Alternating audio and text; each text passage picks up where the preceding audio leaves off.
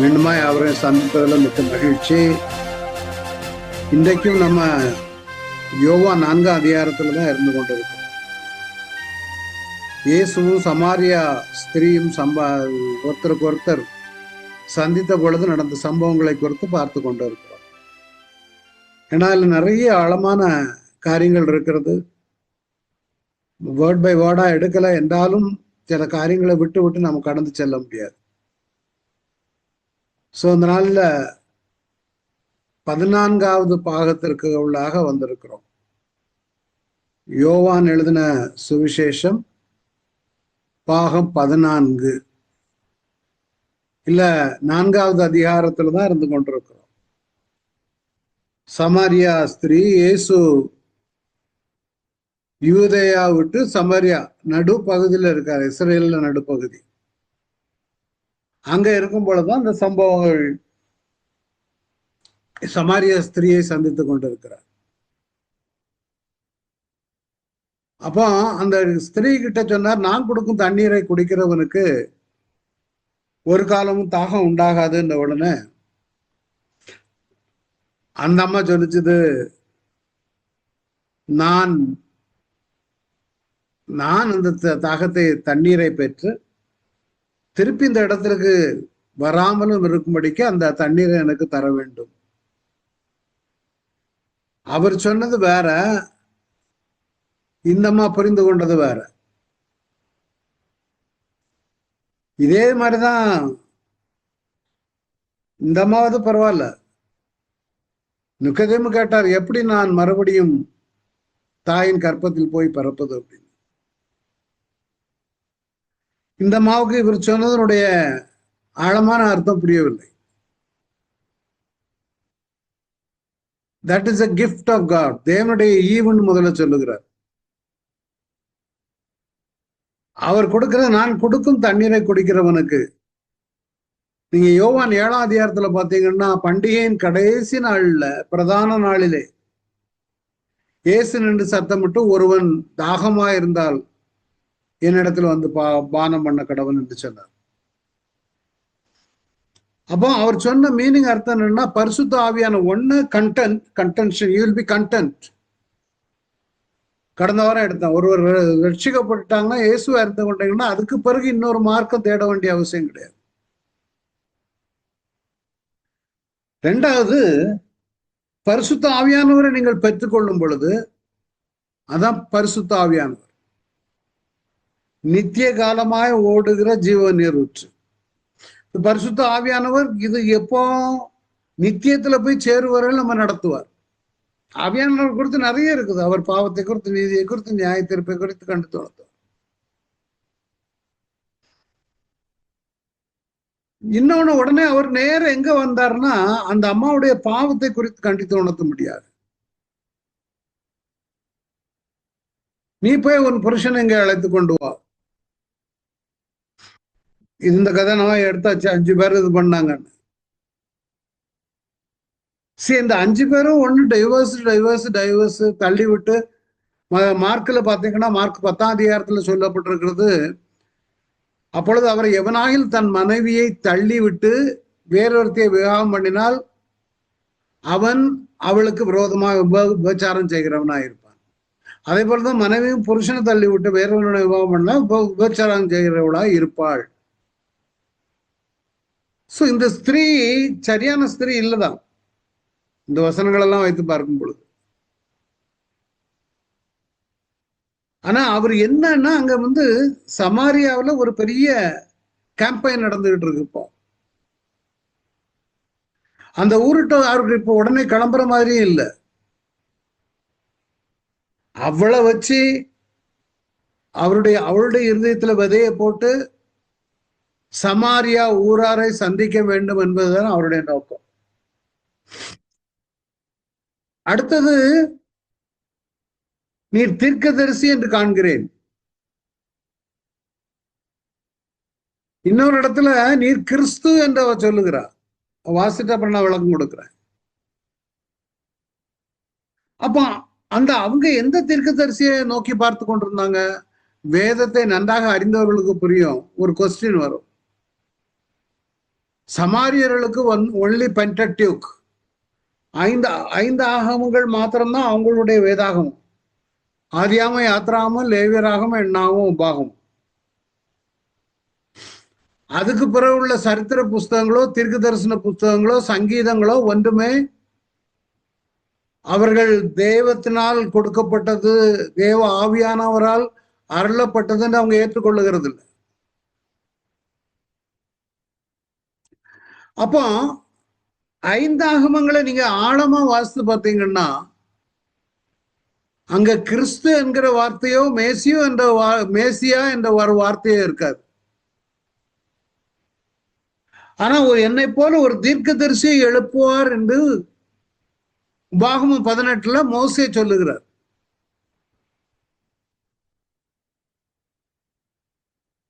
அடுத்தது இந்த மலையை குறித்து கொஸ்டின் வருது. கெர்சி மலை, எங்கள் பிதாக்கள் இந்த மலையில தொழுது கொண்டு வந்தார்கள். இந்த கெர்சி மலையில தான் ஒரு ஆலயம் இருந்துச்சு.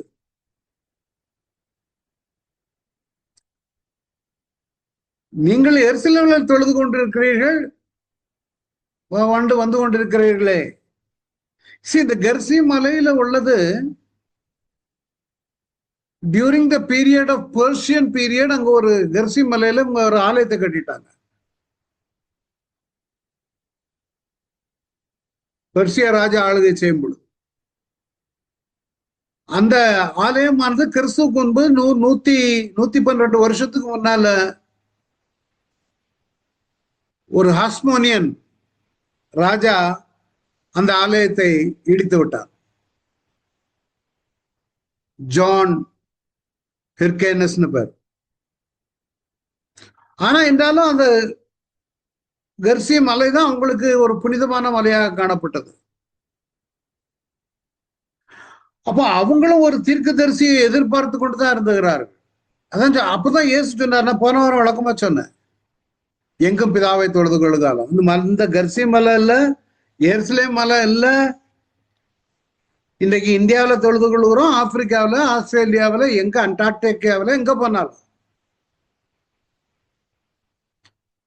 ரட்சிப்பு யூதர்கள் மூலம் வரும். அதுதான் உண்மை, வந்துவிட்டது. ஆனா அவங்க மீன் பண்ண மேசியாவும் யூதருடைய எதிர்பார்த்த மேசியா வேற. அவங்க பார்த்ததுக்கு அங்க கிளியரா இருக்குது. மிக 5 இருக்குது, 7 ஏசாயா 7, 14 சக்கரியா போன்ற இடங்கள்ல மேசியாவை குறித்து, கிறிஸ்துவை குறித்து தீர்க்க தரிசனம் நிறைய இருக்குது. ஆனால் உபாகமும் 18, 15 இருந்து பாத்தீங்கன்னா, உன் தேவனாய கர்த்தர் என்னை போல ஒரு தீர்க்கதரிசியை உனக்காக உன் நடுவே உன் சகோதரனுக்கு எழுப்ப பண்ணுவார். மோசே சொல்லுகிறார், அவருக்கு செய்தி கொடுப்பீர்களாக. ஓரேபிலே சபை கட்டப்பட்ட நாளில் நான் சாகாதபடி என் தேவனாய கர்த்தரின் சத்தத்தை நீ கேளாமலும் இந்த பெரிய அக்கினியை நான் காணாமலும் இருப்பேனாக என்று உன் தேவனாய கர்த்தரை நீ வேண்டிக் கொண்டதன்படியெல்லாம் அவர் செய்வார். அப்பொழுது கர்த்தர் என்னை நோக்கி, அவர்கள் சொன்னது சரியே, உன்னை போல ஒரு தீர்க்கதரிசியை நான் அவர்களுக்கு அவர் சகோதரிலிருந்து எழுப்புவேன். அந்த சகோதரரை எழுப்புவேன், ரெஸ்டோரர்.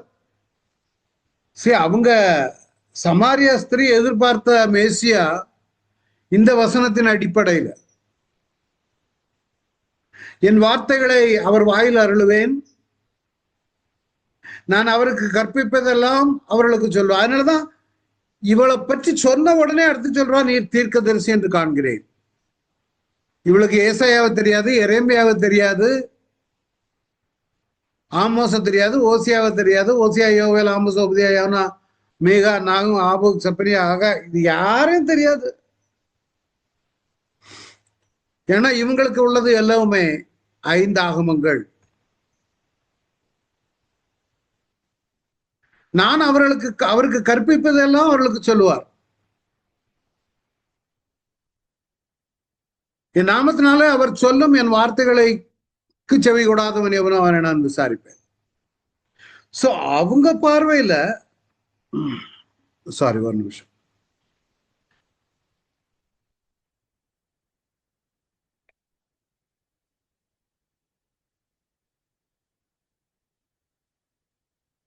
அவங்க அந்த அம்மாவுடைய பார்வையில இவர்தான் அந்த எதிர்பார்க்கிற தீர்க்கதரிசின்னு தெரிஞ்சு போச்சு.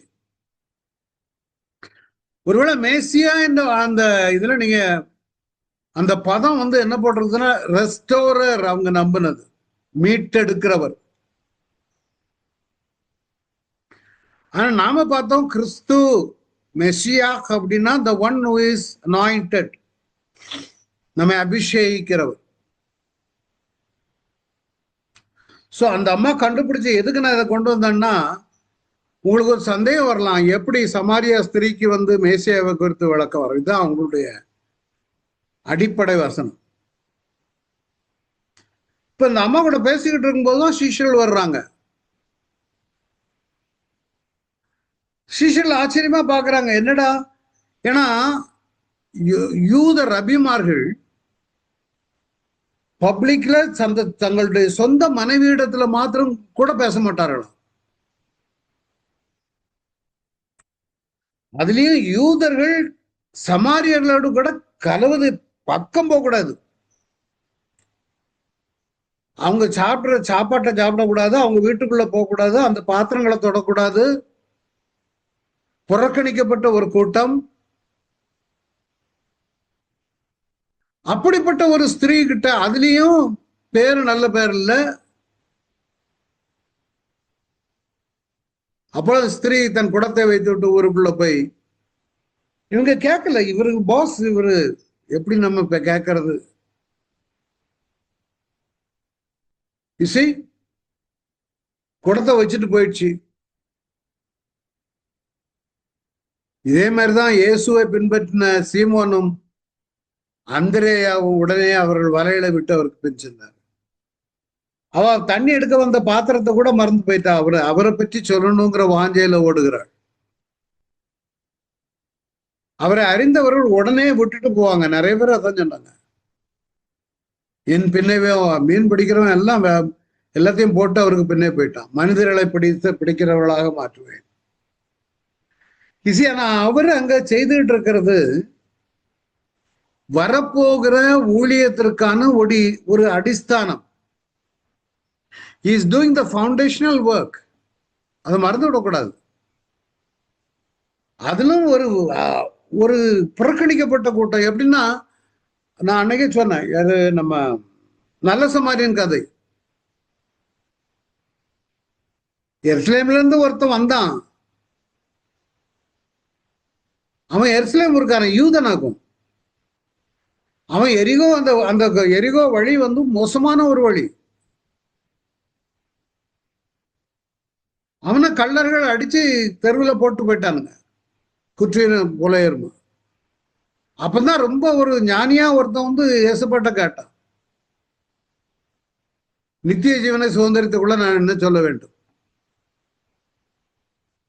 அவர் சொன்னாரு, நீ உன்னை நேசிக்கிறது போல மற்றவர்களை நேசிரி, முழு இதயத்தோடும் முழு மனதோடும் முழு ஆத்மாவோடும் உன்னை நேசிப்பது போல.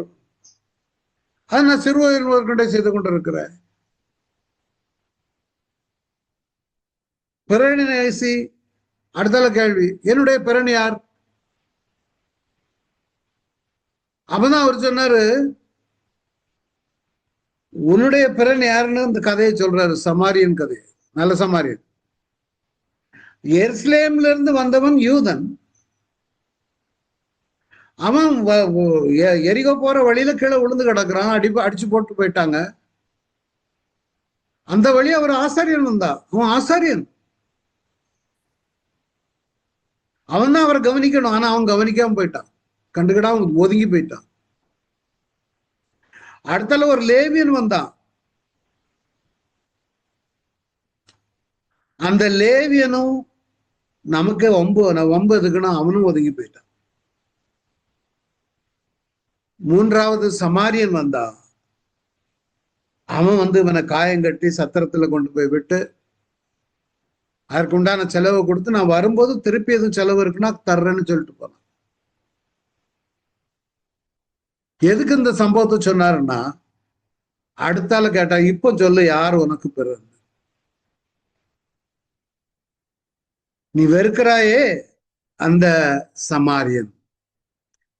ஏன்னா இந்த கதையை சொல்லுது காரணமே, சமாரியர்கள்னாலே அவங்க அவ்வளவு ஒதுக்கி தள்ளுகிற ஒரு யூதர்கள். ஆனா அவங்க சொந்த ஜனத்திற்கே அவங்களால அன்பு காட்ட முடியல. ஒரு சமாரியன் அன்பு காட்டணும். அதான் அதோட ஸ்டோரி.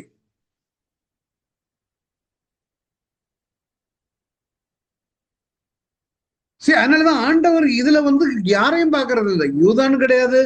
அதனாலதான் நம்முடைய ஊழியம் கடந்து செல்லுகிறது. அன்றைக்கு யூதர்களுக்கு மாத்திரம்தான். இன்னைக்கும் கிறிஸ்தவத்திற்குள்ள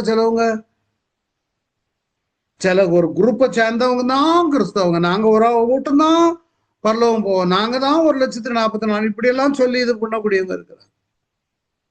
ஆனா ஆண்டவருக்கு யூதன் என்றும் இல்லை, கிரேக்கன் என்றும் இல்லை, அடிமை என்றும் இல்லை, சுயாதீனன் என்றும் இல்லை, ஆண் என்றும் இல்லை, பெண் என்றும் இல்லை,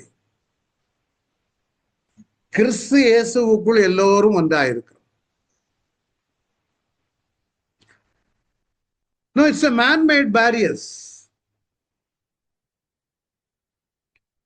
இவருங்க இருந்து கானானிய ஸ்திரியை பார்க்க போனா அது ஒரு புறஜாதி ஸ்திரீ.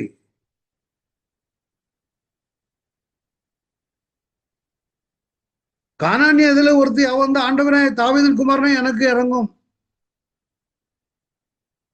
என் மகள் பிசாசினால் கொடிய வேதனைப்படுகிறாள். அவ சொன்னா என்ன எங்க பிள்ளைகளுக்கு எடுக்கிறத நாய்க்கு தர முடியுமான்னு. அவர் சொன்னார், மேஜையிலிருந்து விழுகிறது நாய்கள் தின்னுமே. அந்த கணமே அந்த குழந்தை சுகமாயிட்டு. He crossed the barriers. அதான் சொல்லிட்டு ஒரு விபச்சார ஸ்திரியை அவர் முன்னால கொண்டு வந்து நடத்தினாங்க. கல்லறிந்து கொள்ள முடியாது. அர்ச்சனா உங்களில் குற்றமில்லாதவன் எழுமீது கல்லறிய கிடவன். He is teaching a lesson to his Jewish disciples. அவங்க மென்டாலிட்டி மாறணும் இப்போ. ஏன்னா இவர் ஒரு சமரிய பண்ணிட்டு பேசிட்டு இருக்காரு. அப்போ இதுல இருந்து என்ன புரியுதுன்னா, நம்முடைய பாஸை இதை செய்திருக்கிறார்.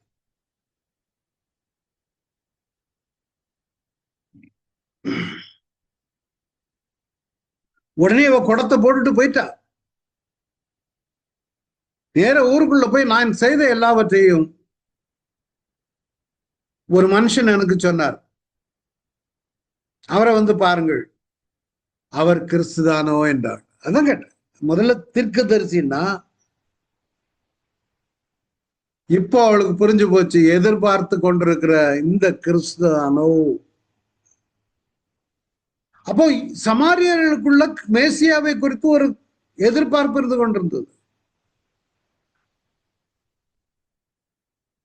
இதை யூதர்கள்ட்ட கேட்டாங்கன்னா அவன் சிரிப்பான், உங்க மேசியா வேற, எங்க மேசியா வேற.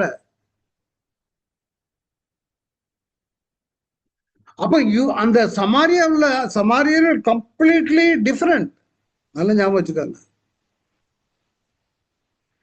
அப்ப சமாரிய ஜனங்கள் அவங்க எல்லாம் உள்ள கிணத்துண்ட வர்றாங்க, அவரிடத்துல ஓடி வர்றாங்க.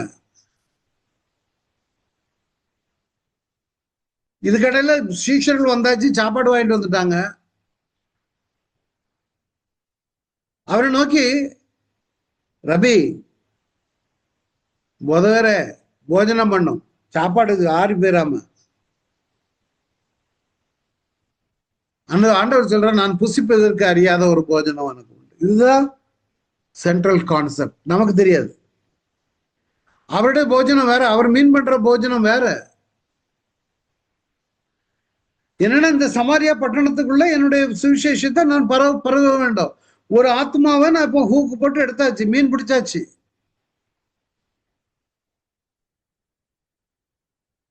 அப்பவும் சீஷர்களுக்கு ஞானம் இல்லை. அவர் சொன்னவருடைய கருத்து பாருங்க. சீஷர்கள் நினைக்கிறாங்க அவருக்கு வேற யாராவது சாப்பாடு கொண்டு வந்திருப்பாங்களோ, ஒருவேளை அந்த பொம்பளை கொண்டு வந்திருக்குமோ.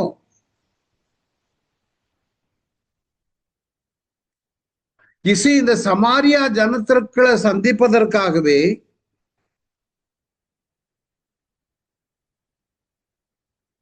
அந்த ஜனங்க அங்கிருந்து கேம் அவுட். சமாரிகள் எல்லாம் ஓடி வந்து பார்க்க வந்தாங்க. அவர் யூதனாக்கும் அப்படின்னு சொல்லிட்டு கோவப்பட்டுட்டு போகல. இதனாலதான் ஜென்டைல் சமாரிட்டன் ரிவைவல் வருவதற்கு காரணம். அன்னைக்கு அவர் விதைத்த விதைதான். நான் இயேசு அவர்களை நோக்கி நான் அனுப்பின பிதாவின் சித்தத்தின்படி செய்வதே என்பது உணவு. நான் அடுத்தால எடுக்கிறேன். இவர் செய்த அந்த ஊழியத்தின் பலன் பின்னால பிலிப்பு அந்த சமாரியா பட்டணத்திற்கு போன பொழுது வெகு சுலபமாக அநேகர் ரட்சிக்கப்பட்டார். அப்போ 8ஆம் அதிகாரத்துல பாத்தீங்கன்னா பிலிப் என்பவன் சமாரியாவில் உள்ள ஒரு பட்டணத்திற்கு போய், பிலிப்பு பிரபல்யமா இருந்தான், பிரசங்கித்தான் கிறிஸ்துவை குறித்து. பிலிப்பு செய்த அதிசயங்களை ஜனங்கள் கேள்விப்பட்டு அவனால் சொல்லப்பட்டவளவு ஒருமானப்பட்டு கவனித்தார்கள். எப்படி எப்படி கவனிச்சாங்க? எப்படி இவங்களுக்கு இவ்வளவு விளக்கமா எப்படி ஒரு ரிவைவல் வந்துச்சுது?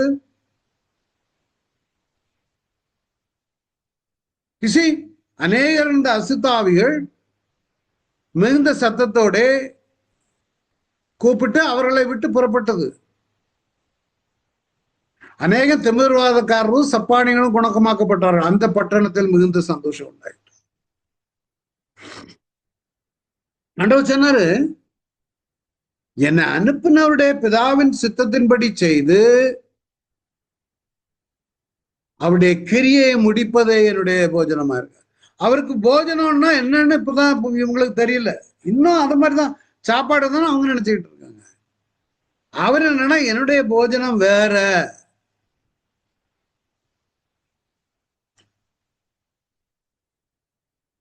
இசை அவருக்கு ஆகாரம்ன்றது தேவனுடைய வார்த்தைகளை ஜனங்களுக்கு சொல்லுவது.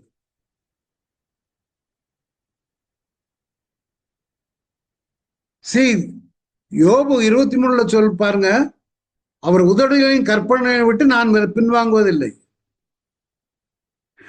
அவருடைய வாயின் வார்த்தைகள் எனக்கு வேண்டிய ஆகாரத்தை பார்க்கல அதிகமாய் காத்துக்கொண்டேன். இப்போ நான் சாப்பாடை விட அதிகமாக நேசிப்பது சுவிசேஷத்தை பகிர்ந்து கொள்வது. இது உங்களுக்கும் நமக்கும் பொருந்தும். நாம ஒன்வே தான் ஹியரிங், கேட்டுக்கொண்டே தான் இருப்போம், பகிர்ந்து கொண்டு இருப்பதில்லை. அதான் வேணும். நிறைய பேர் ஓடி ஓடி ஓடி பைபிள் ஸ்டடின்னு எல்லா இடமும் ஓடுவாங்க. சந்தர்ப்பம் கிடைக்கும் போது சுவிசேஷம் பகிர்ந்து கொள்ள வேண்டும் என்கிற ஒரு வாஞ்சை எப்படி போஜனத்தின் மீது இருக்கிறதோ அதை காட்டிலும் அதிகமா இருக்க வேணும். அப்படி இருந்ததுனாலதான் சுவிசேஷம் இன்னைக்கு நம்ம கிட்ட வேற உலகம் முழுவதும் போய் சேர்ந்திருக்கு.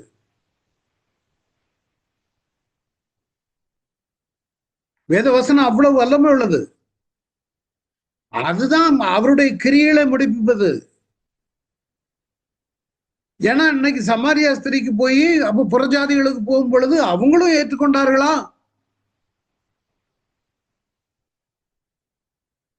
உங்களுக்கு தெரியும், சத்ருட்ட சொல்லும் போது சொன்னாரு, மனுஷன் 40 நாள் மாத்திரம் அல்ல, தேவனுடைய வாயிலிருந்து புறப்படுகிற ஒவ்வொரு வார்த்தையினாலும் பிழைப்பார். அந்த வசனங்களை பகிர்ந்து கொள்ள வேண்டும். அதான் சொல்ற, அறுப்பு காலம் வருகிறதற்கு இன்னும் 4 மாதம் செல்லும் என்று நீங்கள் சொல்லுகிறது இல்லையா? இதோ வயல் நிலங்கள். எது? சமாரியா தேசம். இதோ வயல் நிலங்கள் இப்பொழுது அறுப்புக்கு உழைந்து இருக்கிறது, உங்கள் கண்களை ஏறெடுத்து பாருங்கள் நான் உங்களுக்கு சொல்லுகிறேன். வண்டர்ஃபுல். நம்ம வாய்ப்பு இன்னைக்கு தமிழ்நாட்டுல பாத்தீங்களா, யாரு ஆட்சிக்கு வரட்டும் வசனம் வலிக்க ஆரம்பித்து விட்டது. சபாநாயகர் வசனங்கள், அது என்ன ரீசன் ஒவ்வொருத்தரும் ஒன்னொன்னு சொல்றாங்க. But is a believer, is a man of God. பைபிள ஒவ்வொருத்தருக்கும் கொடுத்தவர் அவர். அதை விடுங்க, கேரளால ஒரு சீஃப் மினிஸ்டர் வந்திருக்காரு. கம்ப்ளீட்லி அவர் ஒரு ஊழியக்காரரு. ஆட்டி தூள் கிளப்புறாரு இயேசுவை பற்றி. ஒரு ஊழியக்காரங்க கூட அவ்வளவு விளக்கமா பேச முடியாது. வயல் நிலங்க. இதனாலதான் சவுத்துல ஆண்டவருக்கு நம்ம ஜபிக்கிறதுக்கு கிடைச்ச பலன். நான் நிறைய பேருக்கு அனுப்பியிருந்தேன் அந்த வீடியோவை. நம்ம குரூப்ல போடணுமா வேண்டாமான்னு தெரியல. இந்த மாதிரி முக்கியமானதா இருந்தா நம்ம குரூப்லயே போடுறேன், உங்களுக்கு பிரயோஜனமா இருக்கும். சரி, ஆண்டவர் சொல்ற அறுப்பு காலம் செல்லுவதற்கு இன்னும் 4 மாதம் செல்லுன்னு நீங்க சொல்றது இல்லையா? இதோ ரெடியா இருக்குது. சரியான டைம்ல ஆண்டவர் நல்ல ஊழியர்களை நம்ம அரசாங்கங்கள்ல கொண்டு வந்திருக்கிறார்.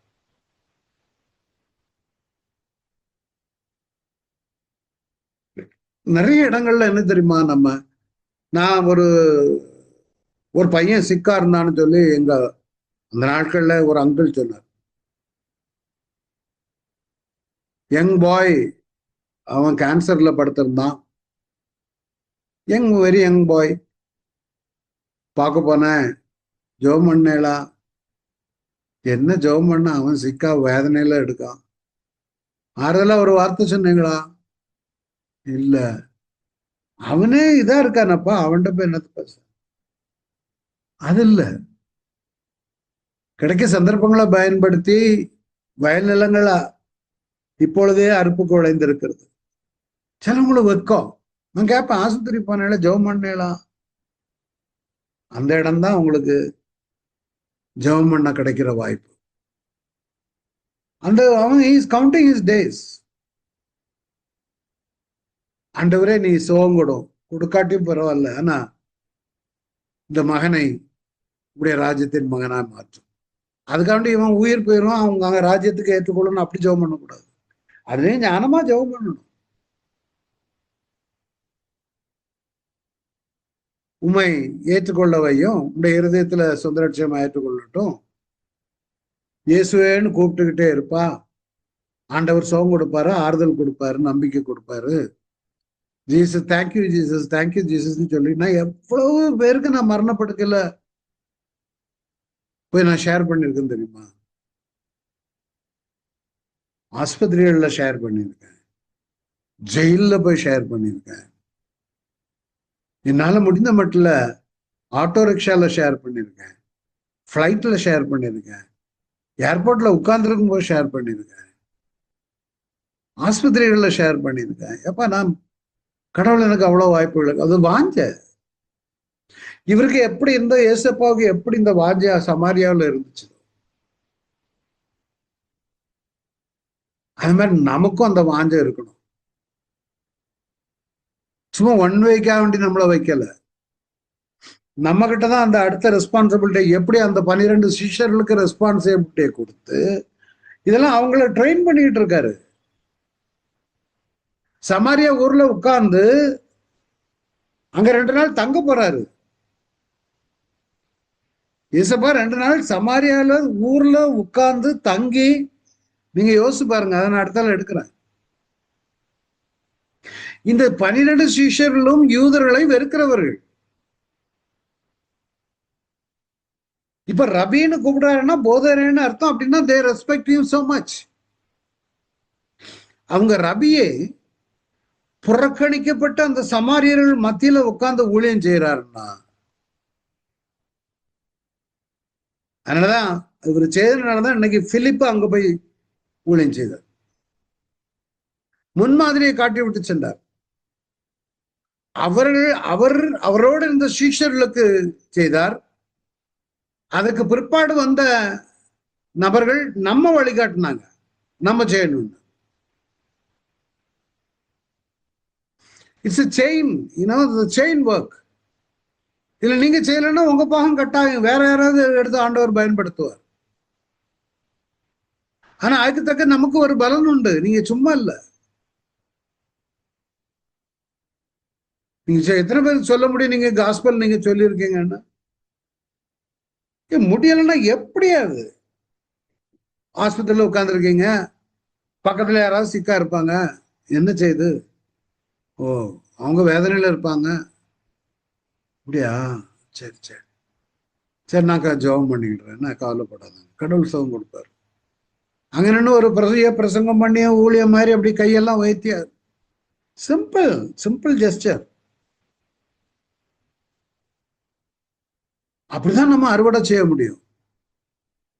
முத காரியம் இந்த ஹேட்ரட்னஸ் நம்முடைய இருதயத்தை விட்டு போகணுமே. அங்கதான் நடக்குது. அவங்க இருதயத்துல இருந்து அந்த கசப்பை எடுப்பதற்கு தான் ஆண்டவர் உட்கார்ந்து முன்மாதிரியை காட்டிக்கிட்டு இருக்காரு.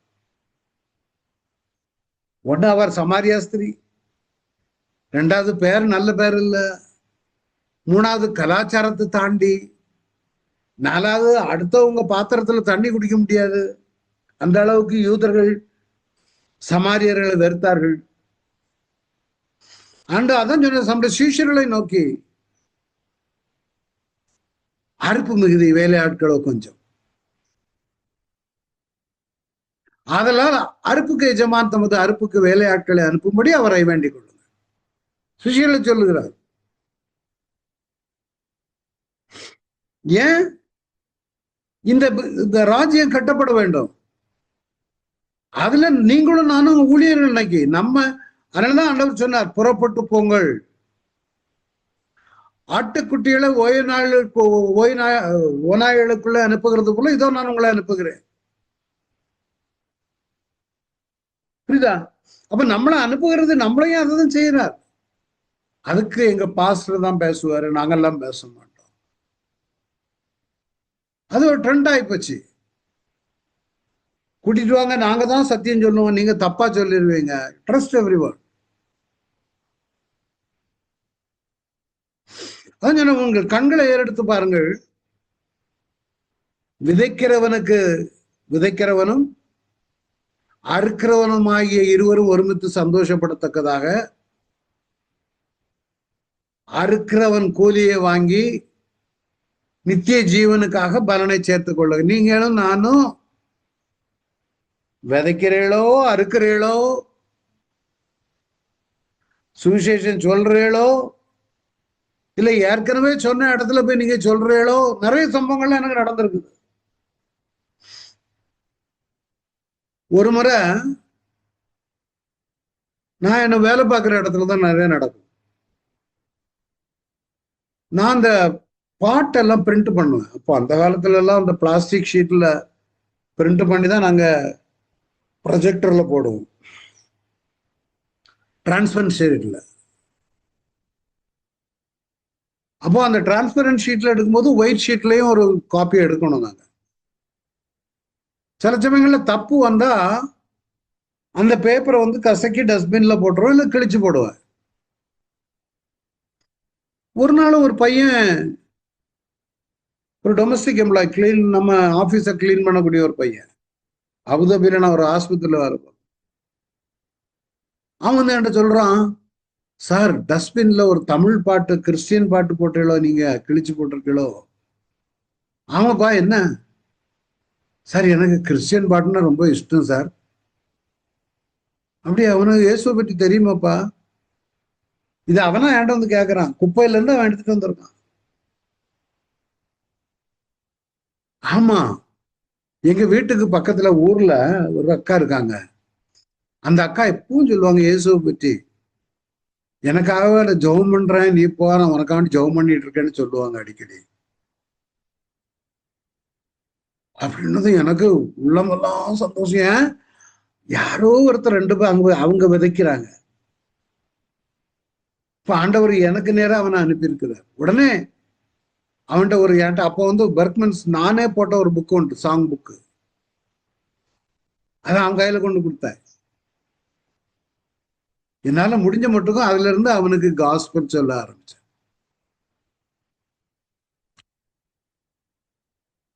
அறுக்கிறவன் ஒருவனா இருக்கலாம், விதைக்கிறவன் ஒருவனா இருக்கலாம். ஆனா அவங்களுக்கும் நமக்கும் அந்த கூடிய பலன் உண்டு. சும்மா இல்ல, நான் சொன்னது ஒரே எக்ஸாம்பிள்.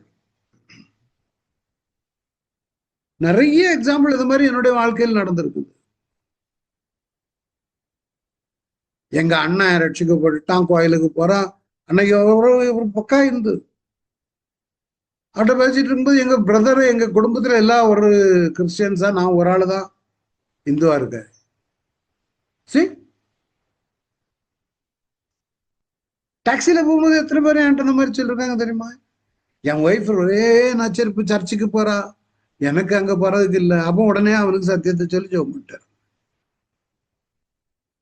இதுதான் நீங்களும் நானும் செய்யணும். விதைக்கிறவன் ஒருவன், அறுக்கிறவன் ஒருவன் என்கிற மெய்யான வழக்க சொல் என்னால் வழங்குகிறது. அதனால நமக்கு கிடைக்கிறது ஜீவ விருட்சம். நீதிமானுடைய பலன் ஜீவ விருட்சம். ஆத்துமாக்களை ஆதாயப்படுத்திக் கொள்ளுகிறவன் ஞானம் உள்ளவன். நம்மள எத்தனை பேர் சொல்ல முடியும் நான் ஞானம் உள்ளவன்? கொஞ்சம் just I want you to think of it. 22 பேர் இருக்கீங்க இன்னைக்கு, ரொம்ப சந்தோஷம் எனக்கு. எங்கேயாவது எப்படியாவது எப்படியாவது அரபு தேசத்துல பைபிள் வழிய பப்ளிக்ல கொடுக்க கூடாது. எனக்கு அப்போ ஒரு ஷிப்பு, லோகோஸ்னு ஒரு ஷிப்பு வந்துச்சு. அதுல இருந்து ஒரு பாக்ஸ் நிறைய அரபிக் பைபிள் கொண்டு இறக்கிட்டாங்க. நான் அந்த கிதியோன் இதுல மெம்பரா இருக்கும் பொழுது அந்த நாள் இதை எப்படி டிஸ்ட்ரிபியூட் பண்ணணும்? அரபிக் பைபிள் யார்கிட்டையும் கொடுக்க முடியாது. என்றாலும் எனக்கு கர்த்தர் என் கூட வேலை பார்க்கக்கூடிய 2 பேருக்கு அரபிக் பைபிளை கொடுக்க வச்சாரு. சின்ன சின்ன யோவான் புத்தகம் மாத்திரம் இருக்கும். அப்படி பார்க்கு பக்கங்கள்ல போனா படிச்சுட்டு மறந்துட்டு வச்சுற மாதிரி பார்க்ல வச்சுட்டு வந்துடுறது. எவ்வளவோ இடங்கள்ல அந்த மாதிரி நாங்க செய்தோம்.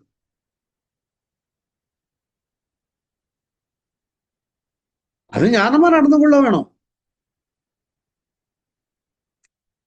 நிறைய பேர் இப்படி செய்திருக்கேன். மத்திய கிழக்கு நாடுகள்ல எப்பா சில வயசான அம்மா எல்லாம், வெஸ்ட் பெங்கால்ல இருந்து வர அம்மா எல்லாம் நான் போய் சொன்னேன், அப்படியெல்லாம் பப்ளிக்ல பேசாதங்க. No no no, Jesus ordered me, told me to do it.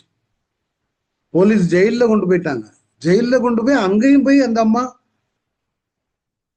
Jail டேன்னு ஒரு உண்டு போல, அதுல போய் கிறிஸ்டியன் பாட்டை பாடி அவங்களே வாய்ப்பு கொடுத்துருக்காங்க. அப்ப ஞானவான்கள் ஆகாய மண்டலத்தின் ஒளியை போலவும் அநேகரை நீதிக்கு உட்படுத்துகிறவர், நம்ம அநேகரை நீதிக்கு உட்படுத்துகிறவர்களாய் நட்சத்திரங்களை போல என்றைக்கும் உள்ள சதா காலங்களையும் பிரயாசம். இது you have to do it, no other way. இன்னைக்கு அதான் நான் அந்த எம்பசைஸ் பண்ணிட்டு இருக்கேன். whether you are a sower or you are a reaper, அநாயக்கத்தக்க பலன் உங்களுக்கு உண்டு.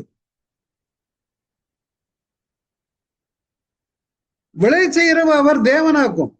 நான் நட்டேன் அப்பனோட நீர் பாய்ச்சினா தேவன் விளை செய்வார். அதுல வேற சிலவங்க கிளைம் பண்ணுவாங்க, நான் தான் இது பண்ணேன், நான் சொல்லி அவரு வந்தாரு. விளைய செய்கிற தேவனாலே எல்லாம் ஆகும். நடுகிறவனும் நீர்ப்பாய்ச்சிறவும் ஒன்றாயிருக்கிறார்கள். அவனவன் தன் தன் வேலைக்கு தக்கதான கூலியை பெறுவான். நம்ம தேவனுக்கு உடன் வேலை ஆட்கள், அவ்வளவுதான். நீங்கள் தேவனுடைய பண்ணையும் தேவனுடைய மாளிகையுமா இருக்கிற, அவ்வளவுதான். நம்ம செய்ய வேண்டிய கடமை செய்யணும். அறுவடை நடத்துறது அவரு.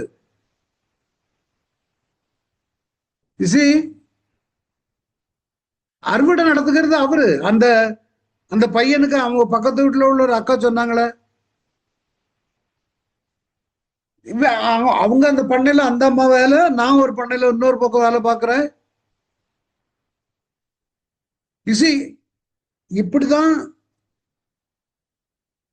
நான் வேலையில செய்ய வேண்டும்.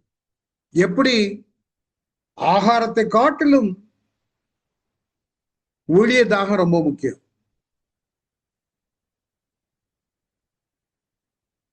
நீங்க ஞானம் உள்ளவனா இருக்கணும், ஆத்துமாக்களை ஆதாயப்படுத்த வேணும். எத்தனையோ வழிகள் இருக்கிறது. அப்படியெல்லாம் நம்ம ஆத்துமாக்களை ஆதாயப்படுத்தினாதான் தேவனுடைய பார்வையில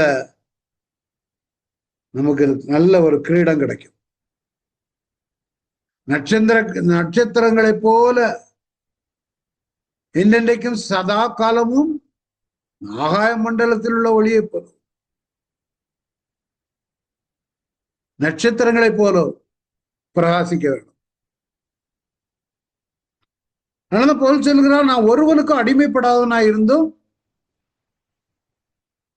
இவர் பவுல் ஒரு யூதன். ஏன் பவுல் எங்கெல்லாம் புறப்பட்டு போனாரு? மத்திய கிழக்கு, மத்திய தரைக்கடல் நாடுகளை சுற்றியுள்ள எல்லா இடங்களிலும் ஊழியம் செய்தார். ஏன்? அவங்க பாஸ் இயேசு கிறிஸ்து சமாரியால இருந்து ஊழியம் செய்தார். இல்ல அவர் சமாரியால இல்லாம கலிலியாவிலையும் யூதேயால மாத்திரம் ஊழியம் செய்திருந்தா கேள்வி வந்திருக்கும்.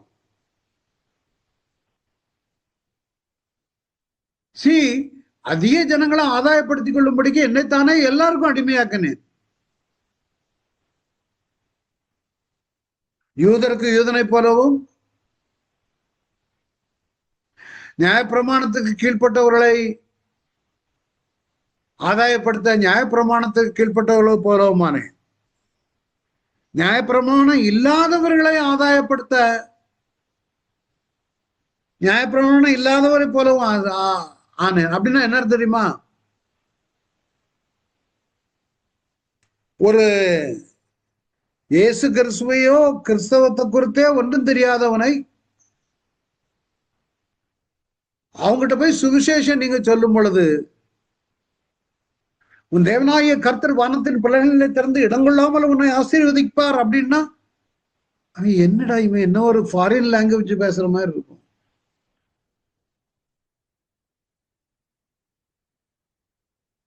அவன்கிட்ட போய் நின்றுட்டு மேசியாவை தெரியுமா? மேசியானா யாருன்னு தெரியுமா உனக்கு? அவர் அபிஷேகம் பண்ணப்பட்டு தெரியுமா? நிறைய பேர் அப்படிதான் விவரம் இல்லாம நேர போய் மோதனாங்க. அதான் அவரு சொல்றாரு, நியாயப்பிரமாணத்திற்கு கீழ்பட்டவளை அவன்கிட்ட போய் நீ பேசு மேசியாவை பற்றி. அவ சொன்னால சமாரிய ஸ்திரீ, நீ தீர்க்கதரிசி என்று காண்கிறேன். ஜனங்கள்கிட்ட வந்து சேர அவர் கிறிஸ்துவனா வந்து பாருங்க. ஆனா கிரேக்கர்கிட்ட போய் கிறிஸ்துதானா மேசியாதானா அப்படின்னா அவனுக்கு தெரியாது. அதே மாதிரிதான் நம்ம ஊர்ல கிறிஸ்தவர் அல்லாதவர்களுக்கு, புறமதத்தவர்களுக்கு, இந்துக்களோ யாரா இருந்தாலும் சரி, அவங்களுக்கு அவங்க பாஷையில சுவிசேஷம் சொல்ல வேண்டும். நான் கடவுள்கிட்ட உங்களுக்காக வேண்டிக் கொள்ளட்டா? அவங்களுக்கு தேவன்னா கூட அவ்வளவு தெரியாது, கர்த்தர்னா தெரியாது, கடவுள் தான் தெரியும். அதுக்கு ஒரு பேர், அது எப்படி நீ கடவுள் சொல்லலாம்? சில நேரம் மைண்டது ஆளுங்க நம்ம கூட்டத்துல இருக்காங்க. யாருக்கிட்ட சிலவங்க இன்னொருத்தர் வரும் இருக்குது, எடுத்த எடுப்புல முத பாக்குறாங்க, ஐயா நீங்க என்ன கல்ல கும்பிட்டு இருக்கீங்க? இயேசுவை கும்பிடுங்க, கல்லெல்லாம் கும்பிடாதுங்க. அது கடவுள் இல்ல, கல்லு. அவன் அடிச்சு துவைச்சு துவேஷம் பண்ணிடுவான். அப்படி அட்டாக் பண்ணக்கூடாது. நான் சொல்றேன், நியாயப்பிரமாணம் இல்லாதவர்களை ஆதாயப்படுத்திக் கொள்ளும்படிக்கு இதெல்லாம் ரொம்ப முக்கியமான கருத்துக்கள். நியாயப்பிரமாணம் இல்லாதவனை போலவுமானே. அவங்களுக்கு தக்க சுவிசேஷம் பகிர்ந்து கொள்ள வேண்டும்.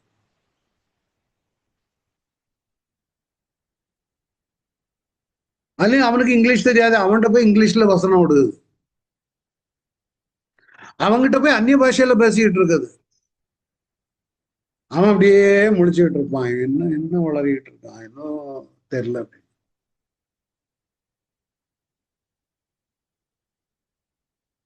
ஆனா அவர் சொல்றாரு பாருங்க, அப்படி இருந்தும் நான் தேவனுக்கு முன்பாக நியாயப்பிரமாணம் இல்லாதவனாயிராமல் கிறிஸ்துவின் பிரமாணத்திற்கு உள்ளவனாயிருக்கிறேன்.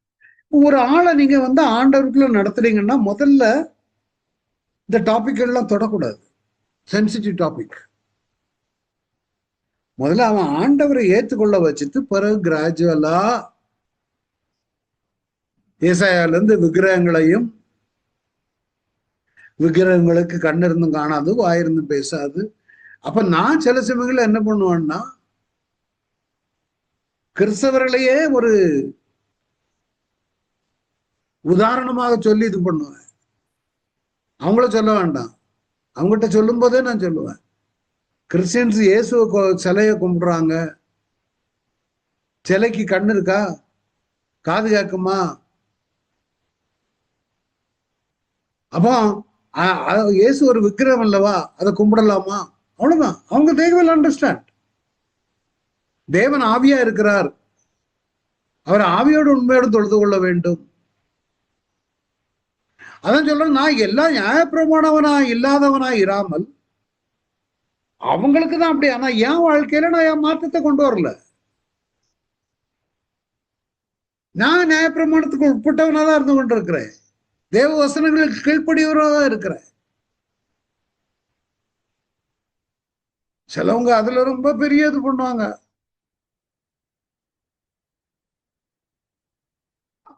நம்முடைய திறமையை காட்டுறதுக்கு ஊழியம் இல்லை, ஆத்ம தாகம் வந்தாதான் ஊழியம். நிறைய சிலவங்க தங்களுடைய பைபிள் நாலேஜை காட்டுறதுக்கு ஊழியம் பண்ணுவாங்க. அவங்க ஏற்றுக்கொள்றாங்களோ இல்லையோ, just give a word of God. கேட்டுறணும். ஆனா உங்களுக்காக ஜெபிக்கட்டுமா? இல்ல வேண்டாம் அப்படின்னா விட்டுருங்க, நீங்க தனிப்பட்ட முறையில் ஜெபம் பண்ணிக்கோங்க. ஒண்ணு. ரெண்டாவது, மரண படுக்கையில போய் நீங்க ஒரு ஒரு ஆஸ்பத்திரியில நான் ஊழியம் பண்ணும் பொழுது எனக்கு நல்லா தெரிஞ்ச ஒரு டாக்டர் மரண படுக்கையில் இருக்காரு, கேன்சர். அதான் நாளைக்கு இறக்காருன்னா முந்தின நாள் போறேன். நான் அங்க போகும்போது அவர் பாவம் கையில ஒரு ஜூஸை வச்சுட்டு திறக்க முடியாம இருக்காரு. நான் அபுதாபியில வேலை பார்க்கும்போது நான் அவரை பார்த்து ஆறுதல் சொல்லி ஜெபம் பண்ணலான்னு போறேன். ஜூஸை திறக்க முடியலன்னதும், பிரதர் எனக்கு இதை ஓப்பன் பண்ணித்தாங்க அப்படின்னு அந்த ஜூஸை திறந்து ஸ்ட்ராவை உள்ள போட்டுட்டு இருக்கும்போது வேற ஒரு சிஸ்டர் வர வந்துட்டு அவங்களும் கேட்டுட்டு, நான் கொஞ்சம் இருங்க பிரதர் சிஸ்டர், அவங்க ஜூஸ் குடிக்கிறேன். இல்லை எனக்கு போகணும் அர்ஜென்டா, நான் ஒரு ஜெபம் பண்ணிட்டு போயிடுறேன். சிஸ்டர் அவரு தாகமா இருக்காரு, குடிக்கணும்னு இருக்காரு. அந்த டாக்டர் பார்த்தாரு ரொம்ப ஜென்டலா, it's okay sister you pray. You won't believe, எங்க டெல்லியில இருந்து காஷ்மீர்ல இருந்து புறப்பட்டு கன்னியாகுமரி வரை வந்து, ஏ கடவுளே எனக்கோ பயங்கர ஒப்பராடம். 15-20 நிமிஷம் ஜெபத்துல அவர் ஜூஸை கையில பிடிச்சுக்கிட்டே படுத்திருக்காரு. அந்த மாதிரிலாம் பண்ணக்கூடாது. அப்படி உங்களுக்கு ஜெபம் பண்ணணும்னு 20 நிமிஷம் ஜெபம் பண்ணணுமானா அந்த இடத்துல ஒரு 2 நிமிஷம் ஜெபம் பண்ணிட்டு வீட்டுல போய் 20 நிமிஷம் ஜெபம் பண்ணுங்களேன். அவருக்கு முன்னால அவ்வளவு நேரம் ஜெபம் பண்ற அவர் சிக்கல் எல்லாம் இருக்காரு, அடுத்த நாளே இறந்து பண்ணாரு. இதெல்லாம் அந்த ஊழியம் செய்கிறதுல நம்ம எப்படி நடந்து கொள்ள வேண்டும், அதான் ரொம்ப முக்கியம். அதான் பவுர் Corinthians 1:9 எழுதுறார், பலவீனரை ஆதாயப்படுத்திக் கொள்ளும்படிக்கு பலவீனருக்கு பலவீனனை பாராங்க. எப்படியாவது சிலரை ரட்சிக்கும்படிக்கு நான் எல்லாருக்கும் எல்லாம் பண்ணேன். சுவிசேஷத்தில் நான் உடன் பங்காளி ஆகும்படிக்கு அதை நிமித்தம் அப்படி செய்கிறேன். அவர் பலவீனரை ரட்சிக்கொள்ளணும்னா எல்லாருக்கும் எல்லாம் பண்ணேன். ஒரு பலவீனம் கீழே விழுந்து கிடக்கான்னா, தரையில அவனால எழும்ப முடியாது, படுக்கையில தரையில படுத்திருக்கான்னா, அவனுக்கு சுவிசேஷம் சொல்லணும், நீ நின்றுட்டு சொல்லாத, நீயும் அவன் லெவலுக்கு கீழே போய் தான் சொல்லணும். பலவீனருக்கு பலவீனனை பாடுறான்னு, கீழே தரையில உட்கார முடியல அப்படின்னா சாரி சொல்லிடலாம். அது இப்ப என்ன மாதிரி ஆளுகள்லாம் கொஞ்சம் பெரிய உடம்பு. ஆனா கீழே உட்கார்ந்து அவர் கூட ஈக்குவலா உட்கார்ந்து சொல்றதுதான் சுவிசேஷம். அவன் கழிச்ச துணியும் போட்டுட்டு இருப்பான், நீ கோட்டை சூட்டு போட்டு சுவிசேஷம் சொல்லுகிறது இல்லை. பலவீனருக்கு பலவீனனை போற அவன் லெவல்ல போய் சிலவங்க எல்லாம் ஜெபம் பண்ணும்போது அழுக வந்து, ஏன்? அவனுடைய பலவீனத்தை அவர் உள்ளுக்கு உணரும் பொழுது. நம்ம அப்படி ஒரு ஊழியத்தை தொடங்குங்க எல்லாரும் எல்லாரும். 23 பேரும் நான் உங்களுக்கு சொல்றேன், ஐ ரிக்வெஸ்ட் யூ. ஆனா உன்னுடைய உபதேசம் வேதத்தின் அடிப்படையில் இருக்க வேண்டும். உன்னை குறித்தும் உபதேசத்தை குறித்தும் எச்சரிக்கையாரு. இவைகளில் நிலை கொண்டிரு. இப்படி செய்வாயானால் உன்னையும் உபதேசத்தை கேட்பவர்களையும் ரட்சித்துக் கொள்ளுவாய். இதுல என்ன பியூட்டின்னா, நீ அங்க போய் சுவிசேஷம் சொல்லிக்கிட்டு நீ நிலை கொண்டிராவிட்டால் உன்னையும் ரட்சித்துக் கொள்ள முடியாது, உன் உபதேசத்தை கேட்கிறவர்களும் ரட்சித்துக் கொள்ள முடியாது. ஏசப்பா தான் செய்தார். அந்த உபதேசத்துல நிலை கொண்டிரு, எச்சரிக்கையாயிரு. சிலவங்க அடிச்சு முளைக்கிட்டு இருப்பான், நான் வாழ்க்கையில ஒரு மாற்றமும் இருக்காது.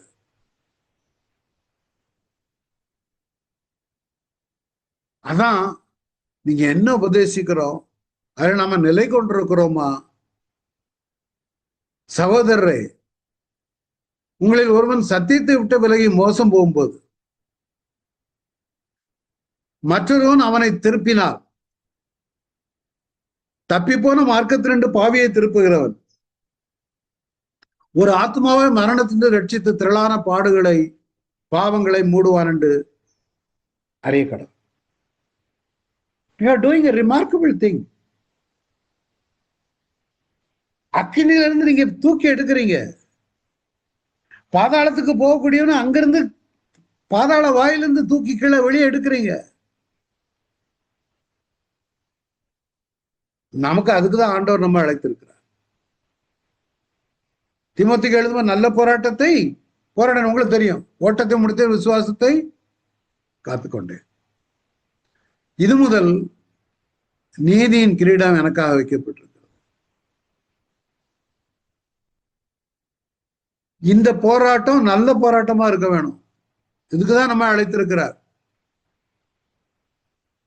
நீதி உள்ள நியாயாதிபதியாக கர்த்தர் அந்நாளில் அதை எனக்கு தந்தருளுவார். எனக்கு மாத்திரமல்ல, அவர் பிரசன்னமாகுதலை விரும்பும் யாவருக்கும் அதை தந்தருளுவார். அப்ப விதைக்கிறவனுக்கு கூலி உண்டு, அது மறந்து போகாதுங்க.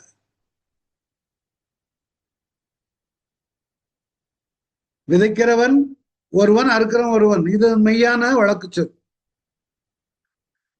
நீங்கள் பிரயாசப்பட்டு பயிரிடாத அறுக்க நான் உங்களை அனுப்பினேன். மற்றவர்கள் அதான் சொல்றாரு, மற்றவர்கள் பிரயாசப்பட்டார்கள், அவருடைய பிரயாச நிமித்தம் பலனை நீங்கள் பெற்றீர்கள். 39ஆம் வசனத்தோட முடிக்கிறேன். அது அடுத்த வாரம் பியூட்டிஃபுல். அது நான் செய்த எல்லாவற்றையும் எனக்கு சொன்னார் என்று சாட்சி சொன்ன அந்த ஸ்திரீயினுடைய வார்த்தை நிமித்தம் அந்த ஊரில் உள்ள சமாரியர்கள் அநேகர் அவர் மேல் விசுவாசம் உள்ளார்கள். எல்லாரும் விசுவாசம், நிறைய பேர்.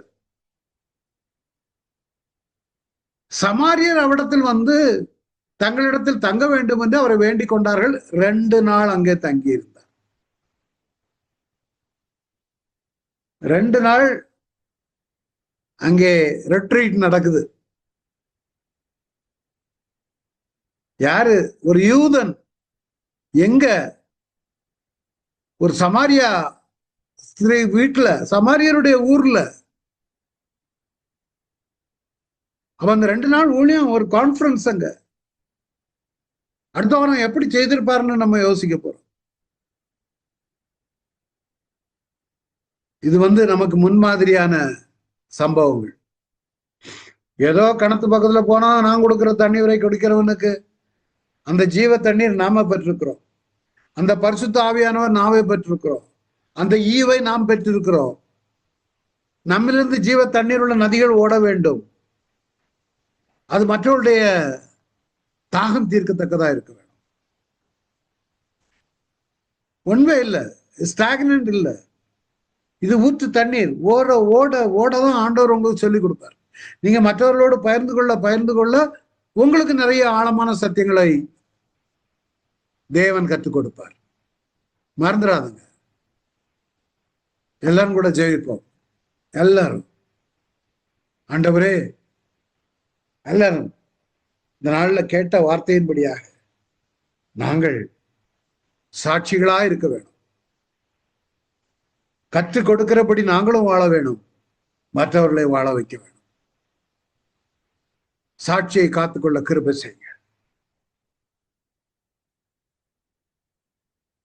எரிகிற அக்கினி தணலிலிருந்து ஜனங்களை காப்பாற்றுகிற கூட்டங்களா எங்களை மாற்றுங்க. சமாரியாவில் எப்படி புறக்கணிக்கப்பட்ட ஒரு பட்டணத்துல நீங்க ஊழியர் செய்தீங்களோ, நாங்களும் இப்படியான இடங்களில ஊழியர் செய்து அநேகரை ஆத்தும அறுவடை செய்ய கிருபை செய்யுங்க. எல்லாரும் சொல்லுங்க, லார்ட் நானும் இப்படி ஊழியர் செய்யணும், ஆத்துமாக்களை ஆதாயப்படுத்த வேணும்.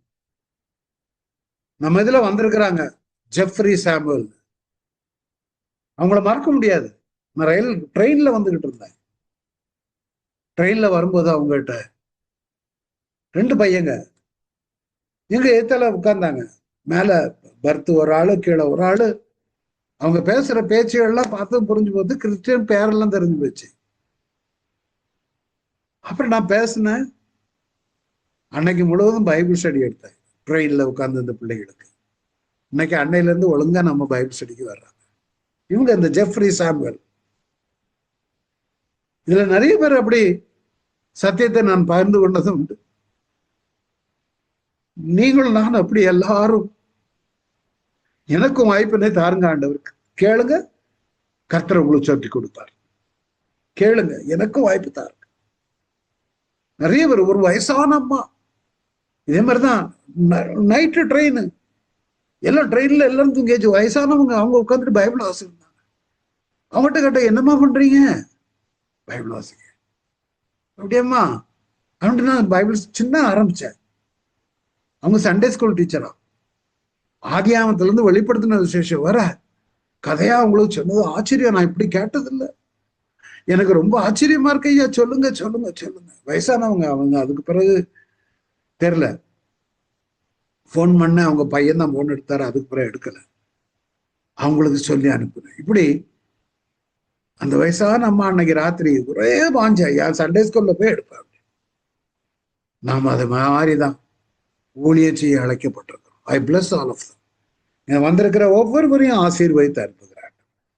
எல்லாரும் அறுவடை பண்ணணும். 23 அடுத்த வாரம் 46 இந்த ஆத்துமாக்களை கொண்டு வந்து உமக்கென்று ஆதாயப்படுத்துக்கிறது செய்யும். வந்திருக்கிற ஒவ்வொருவரையும் இயேசு நாமத்தில் ஆசீர்வதிக்கு. பிளஸ் தம். உங்களுடைய தேவைகளை சந்திங்க, ஆளுகை செய்யுங்க, ஆளுகை செய்யுங்க. உங்க நாம் மேம்படுத்தும். அன்பே இயேசு மூலம் பிதாவே, ஆமென். என் ஆத்மாவே கர்த்தரை ஸ்தோத்திரி, என் முழுமே பரிசுநாமத்தை ஸ்தோத்திரி. என் ஆத்மாவே கர்த்தரை ஸ்தோத்திரி. கர்த்தர் செய்ய சகல உபகாரங்களையும் வருவாதே. ஆமென். Thank you all for coming.